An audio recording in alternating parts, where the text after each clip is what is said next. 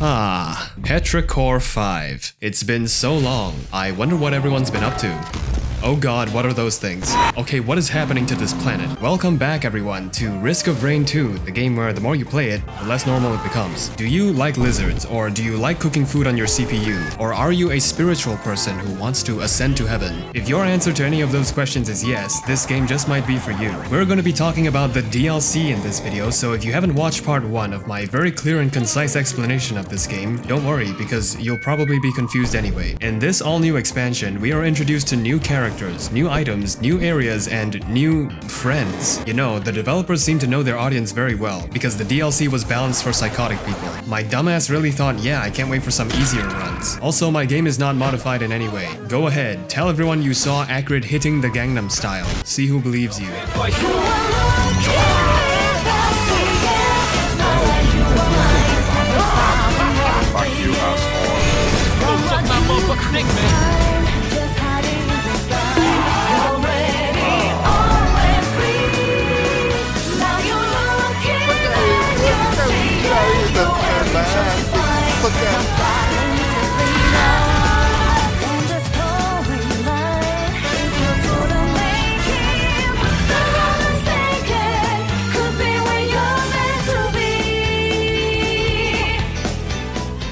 So to start off, let's talk about one of the cool things about this DLC that the developers forgot to advertise, which is that it comes with a free aim trainer.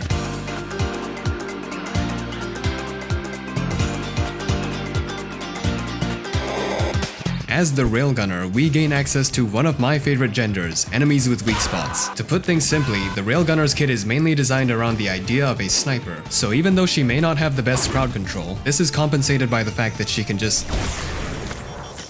delete bosses from the game. I'm going to open the CP folder in the TF2 asset leak. Worst mistake of my life. But either way, you're probably going to want to look for some AoE items, because as you know, this game can be a bit The only other drawback she has is that she requires you to, land your shots, so if you can't aim, well, it's time to learn. Pro tip, while you're scoped in, try not to get shot in your antenna. Oh wait, sorry, that's the wrong game. So with all that out of the way, we're now ready to dive back into cool. So the first thing you might notice after installing the DLC is the incessant projectile vomit. I fucking hate this. Along with the new maps, Sot V adds many new aliens for us to encounter, such as the normal-sized rats, Seating Ping Construct, and Gup. Gup has separation anxiety. You know, personally, I don't really agree with the Chinese government.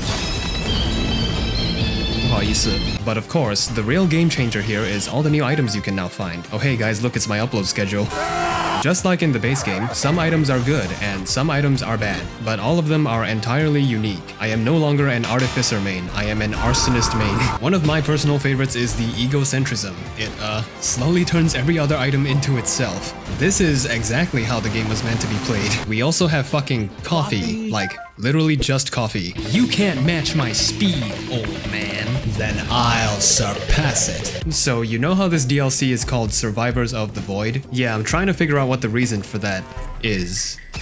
Excuse me, what? Yeah, this is, clearly normal. I think I need to install Counter-Strike Source. Also new in this expansion are the Void Seeds, home of the bisexual crustaceans and void-touched enemies. As you can probably guess, you're gonna want to be careful around these because void-touched enemies apply a debuff called Collapse, which makes your character do exactly what you think it does. And to make things worse, all crustaceans are programmed to implode on death, instantly killing everything around them. By the way, good luck trying to deal with all of this as a melee character because this shit is like simulating a panic attack. But on the bright side, we're also now given access to Void Cradles, which will drop a special Void item in exchange for some health, and what the hell is that? Void items are quite special because they're essentially reworks of already existing items, with the catch being that picking one up corrupts every copy of the original. So think twice before you pick one up, because you might just end up with 0 crit rate for the rest of the run. She was forced to use the Ligma build. You're also gonna want to kill the infestors because they can infect anything with the lean virus, although this can lead to some comedic moments. I've just been watching these two fight, and I don't think they can physically kill each other. I hope you can see why this expansion offers a very different experience, sometimes a bit too different. But there is one thing about Risk of Rain 2 that never changes, which is that the game is fucking unhinged. This shit is no longer aim labs, it is a fucking aim asylum.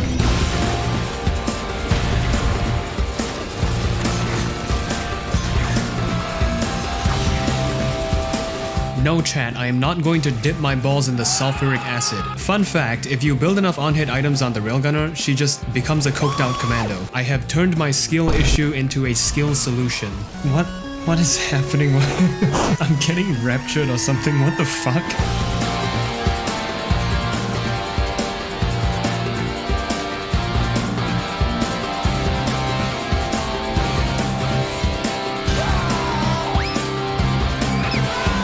So this is my new favorite build. It's called the Chinese vending machine. It just keeps going. Unity was not built to handle this shit, okay? We're supposed to be saving Donald Trump.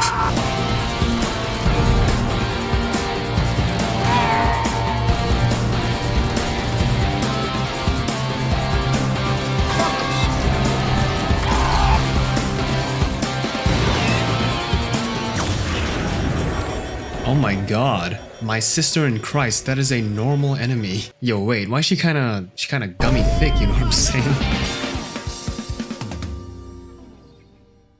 Alright, so welcome back to fucking Genshin Impact. You can tell I'm in the second loop because my screen looks like I put it inside of a microwave. So after passing stage 7, there's a small chance now that we'll encounter a, I mean, why not approach the portal that screams imminent danger? It's worked out well for us before.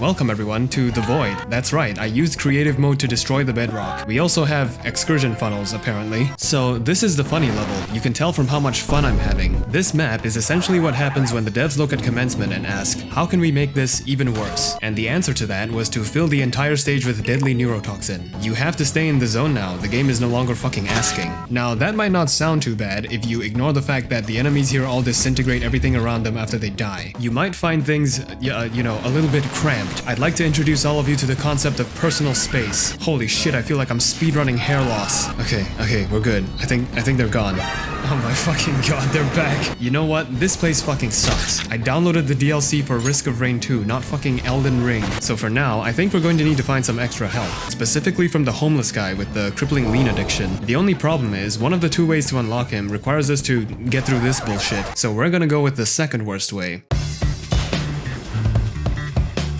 This is the Simulacrum. Here we can be bisexual and also play the game's survival mode. And what that entails is no teleporters, no time scaling, and one zone. Aw, dude, it's just like Fortnite. Hey guys, Mr. Beast here, and today I'm going to give 1,000 drunk drivers their licenses back. The only problem I have with this mode is that sometimes the focus likes to do a little bit of trolling. Well, I guess this is it. I'm going to see you now, Grandpa. Our goal here is to reach wave 50, but you'll most likely end up playing past that point because this game mode is also just really fun. I just hope you're a big fan of PowerPoint slides.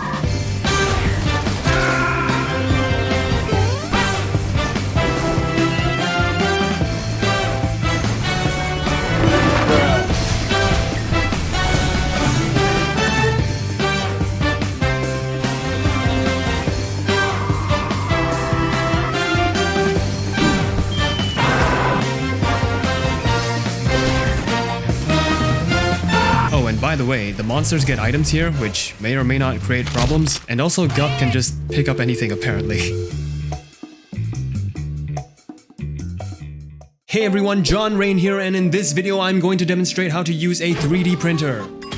Fuck. The Void Fiend is a very special character because he is actually two characters, and his gameplay mainly revolves around controlling his corruption, just like the Malaysian government in 2018. Now I could talk about his normal abilities and how balanced he is in his controlled form, but you're not playing him for a balanced experience, you're playing him because you want to crash the game. Every character in this game has some kind of unique ability, and in the Void Fiend's case, his superpower is that he is racist. Corrupted form basically changes all of your abilities to be more powerful, most notably turning your primary laser beam into a fucking death ray. This is the most broken ability in the game, seeing as how it allows you to synthesize anything within a 5-meter radius into a fucking corpse. And yes, every tick of it procs your on-hit effects. And that's not mentioning the 50% damage reduction you get in this form. Needless to say, this shit is quite strong, and the only downside to this mode is that your range becomes not very far, which is where the other form comes in. The idea is essentially to remain in controlled form until you get near enough, after which you can kind of just go crazy. Also, void items increase your minimum corruption by 2%, which means that having 50 of them lets you permanently cosplay as a Blizzard executive. As for normal items though, as long as you're building damage, you're probably fine. On hit, off hit, no hit, anything works. This character is insane. I do not suffer from psychosis because I enjoy every second of it.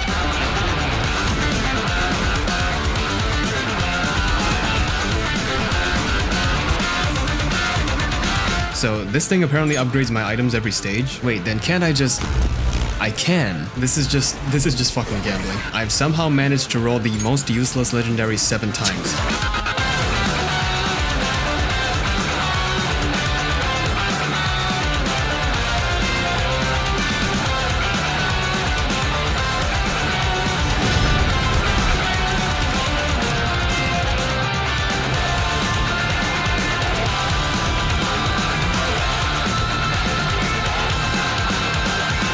Okay, so here we are back in the insane aquarium again, and now that I can finally hear my thoughts here, I think it's a good chance to talk about the true endgame of this DLC. Now, there are 2 ways to reach the planetarium, and both of them suck ass. The first way is to clear out the entirety of Bikini Bottom, which, as you already know, is not very easy. Your second option, however, is to fucking fight Mithrix. I forgot to tell you guys last video about my cool strategy for commencement. It's called not playing the game. Brother, please help me. Sorry, bro. I'm too busy playing Genshin Impact. So what you're gonna want to do after defeating the Hammer Brother is run all the way back to the Primordial Teleporter, because it's here that you'll find a frog. Keep in mind that the moon is about to implode, so you don't have a lot of time to do this. Next, you're going to pet the frog exactly 10 times. Each time costs 1 lunar coin. If you follow these simple steps, the frog will open a portal straight to the planetarium. Don't ask me why this is a thing. The developers of this game kind of just do whatever they want. So the cool thing about the planetarium is that it's every level. Mr. Krebs was committing planetary embezzlement the whole time. So before we leave, I think it's only right that we... God, who is talking right now? Do you have any idea what time it is? Yeah, it's time for you to return everything you've stolen. Oh, please. It's only embezzlement if it already belonged to me in the first place. And besides, you want to know what else is a crime? Breaking and entering. Well, it's not breaking and entering if there was no door to break. Oh, just like how it's not manslaughter if I'm doing it on purpose.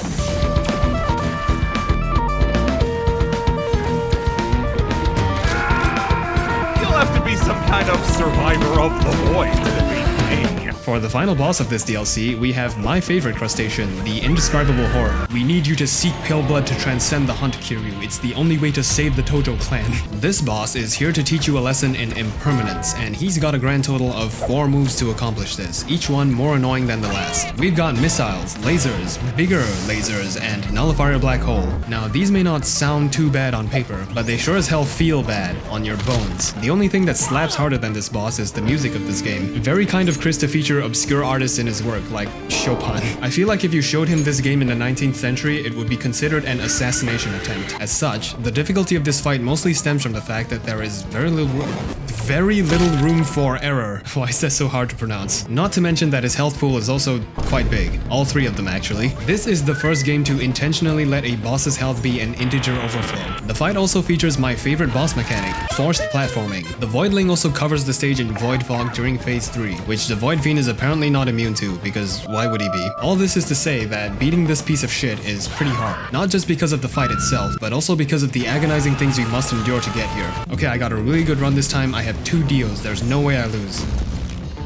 I kind of forgot he does that. Please, I don't want to do this again. I don't want to do this again. What a fucking idiot. So tell you what, I'm going to share with you my hip and cool strategy I used to beat this boss. So first of all, you're going to want to die so that you can restart the run. Then on stage 1, go ahead and activate the Mark Zuckerberg statue so that a blue portal appears. If you don't know where it is, you can use this cool item called the wiki page. Next, drop off the cliff in the lunar shop and look for the nightmare gate. Don't worry, this one's not that bad. This will take you to the void fields, which is basically a shorter and more claustrophobic simulacrum. Yeah, can I get the The reason we're doing all this is because clearing the void fields lets you just go straight to the void locus, which basically means that we can fight the voidling before the game stops caring about being balanced. Of course, that is just what I recommend doing because fighting it normally is not a very conducive learning environment. But ultimately, the voidling is a pretty simple boss once you understand it. If you can beat this other motherfucker that can teleport, kill you with revolving doors, and steal your items, I'm gonna say that you're probably good enough to beat the giant enemy crab. But alternatively, the vending machine strat also works.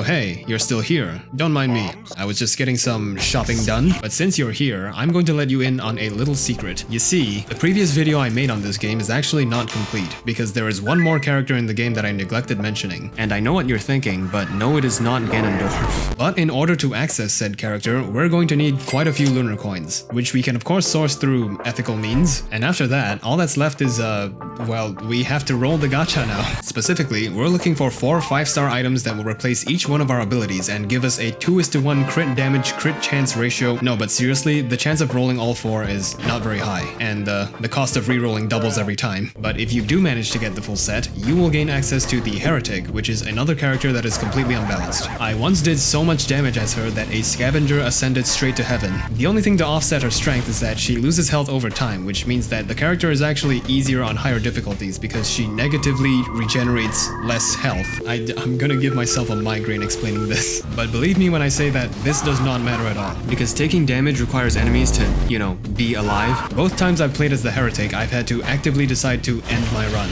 Oh, hey, it's you again. Hey, can I ask you something? No, because I'm gonna answer you and you're gonna go, oh haha, these nuts, and now I'm gonna die. That's how it works, right? No, I promise. I just want to ask a question about the game. You're making a video about the game, right? Okay, fine. What's the question? Yeah, what's that one item called again? The one that heals you during a teleporter event. Oh, that's the Lepton Daisy. Your mom leapt on these nuts, Lamau.